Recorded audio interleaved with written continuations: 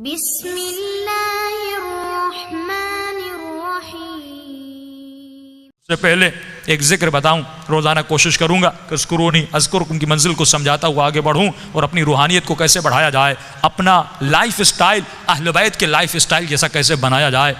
یہی ذکر کتنا فائدہ دیتا ہے۔ ایک شخص کہتا ہے میرا باپ بڑا گنہگار تھا، میں نے غسل و کفن دے کے اسے دفن کیا، رات کو خواب میں اپنے باپ کو دیکھا، تعجب تب ہوا جب میں نے اپنے باپ کو جنت میں دیکھا۔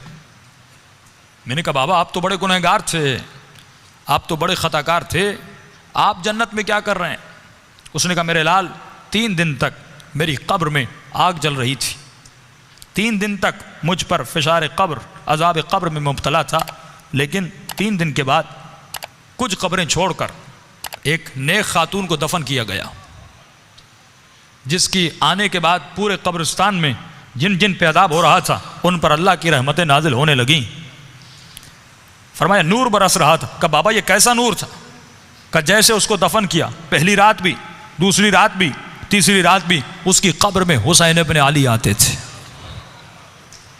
فرمایا جب اس خاتون نے میرے عذاب کو دیکھا، فرمایا اس کے دل میں رحم پیدا ہوا، اور جب امام حسین اس کی قبر میں آئے تو اس نے کہا مولا مجھ پر تو رحمتیں ہیں، لیکن یہ بھی آپ کا چاہنے والا ہے، اس کی قبر میں عذاب ہو رہا ہے، میں چاہتی ہوں میری خاطر آپ اس کی شفاعت کر دیں۔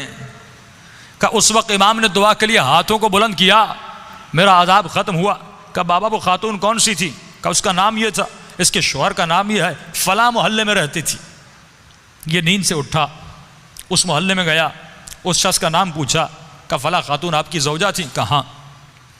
کہ اس کا کون سا ایسا عمل تھا؟ کیا وہ بہت زیادہ نمازی تھی؟ کہ نہیں، صرف واجبات پہ عمل کرتی تھی۔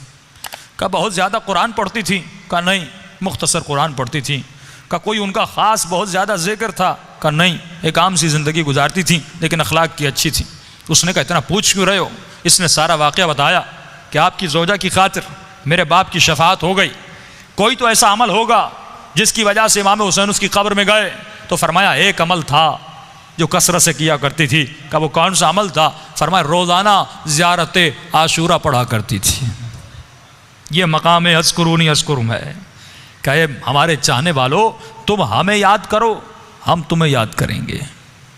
اللہ کہتا ہے تو 1 قدم ہماری طرف آ، ہم اہل بیت 10 قدم تمہاری طرف آتے ہیں۔ یہ قدم کردار کے اٹھانے ہیں۔